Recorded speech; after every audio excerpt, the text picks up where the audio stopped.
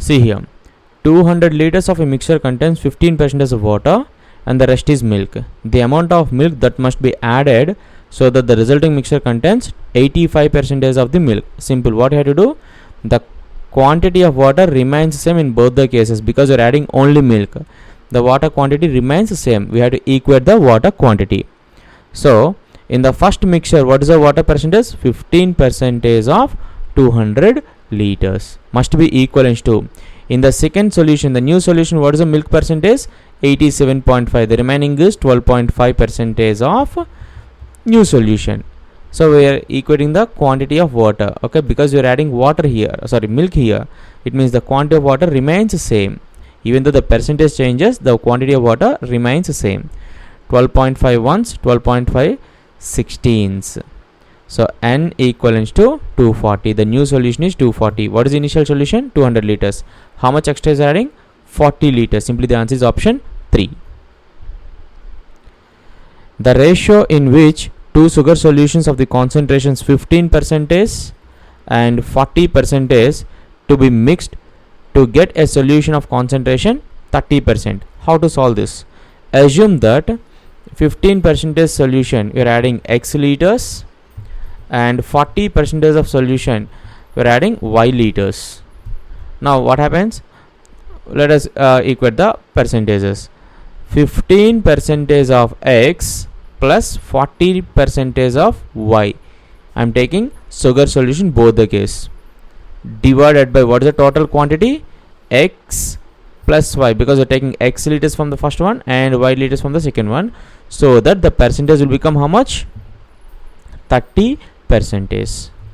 So 15% of x plus 40% of y equal to 30% of x plus y. From this we can say that 15% of x is equivalent to 10% of y. Simply x by y equivalent to 2 by 3. The answer is option 1. What is the other easy method to do this? In one go you can do this. See, what is the lowest percentage? 15. What is the highest percentage? 40. What is the required percentage? 30. Simply take the difference here. What is the difference? 10. Here, what is the difference? 15. Simply you get the ratio directly 2:3. Okay, either you can go this method or that method. Price of a sugar rises by 20%. By how much percent should the consumption of sugar reduced so that the expenditure does not change? See here, when your expenditure is equals to price into consumption. To make this one variable constant, see, if one variable is increased by r percentage, the other variable must be reduced by r by 100 plus r into 100%. Okay, simple. 20% rises, it means the consumption must be reduced by r is equal to 20 is given.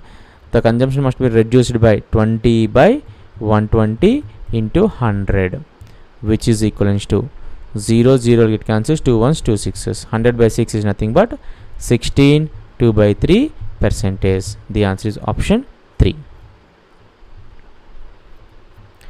If food prices go up by 10%, by how much should a man reduce the consumption so as not to increase his expenditure? So I have to keep expenditure constant.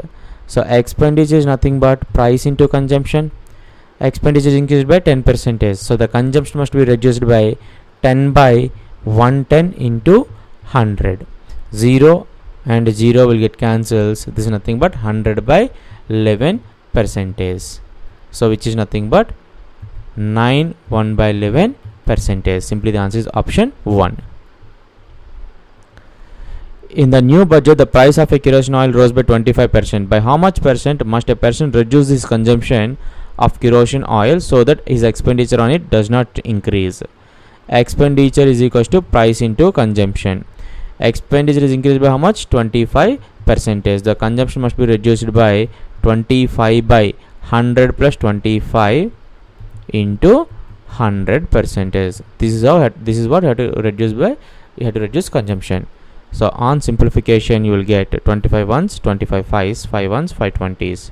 which is equals to 20%. Option 1. If the rate of it, if the price of tea is increased by 20%, by how much percent the consumption of tea will be reduced so that there is no increase in expenditure on it? There is no increase in the expenditure on it. Simple. Expenditure is equivalent to price into consumption. If expenditure is increased by price is increased by 20%, the consumption must be reduced. So 20 by 120 into 100, that is nothing but 16 2 by 3%. The consumption must be reduced by 16 2 by 3%. So option 3 is an answer. The price of a commodity decreased by 20% and its consumption is increased by 20%. What will be the percentage increase or decrease in the expenditure of the commodity? Simple. Expenditure is expressed as price into consumption. If price is changed by X percentage, commodity is changed by Y percentage, then the change in expenditure, let us say delta E, change in expenditure is nothing but X plus Y plus XY by 100. See, we are using the word change. Change is nothing but a change means it may increase or decrease. If it is an increase, take positive. If it is a decrease, take negative. Okay. Now here, read the question carefully. The price of a commodity decreased by 20%. It means X is equivalent to minus 20. And the consumption is increased by 20%. C equivalent to plus 20. What will be the increase or decrease in the expenditure on the commodity? Simple.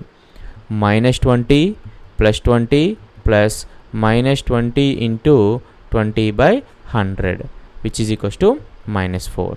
So 4% decrease. The expenditure is decreased by 4%. Option 2. See, negative sign indicates decrease. The price of a certain item increased by 15%. If a consumer wants to keep his expenditure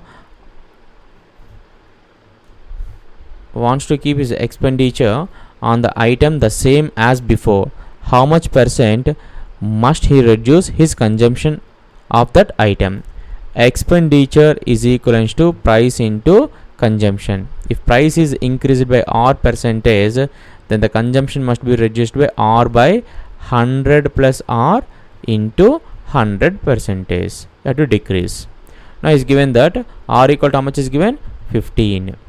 So the consumption must be reduced by 15 by 115 into 100.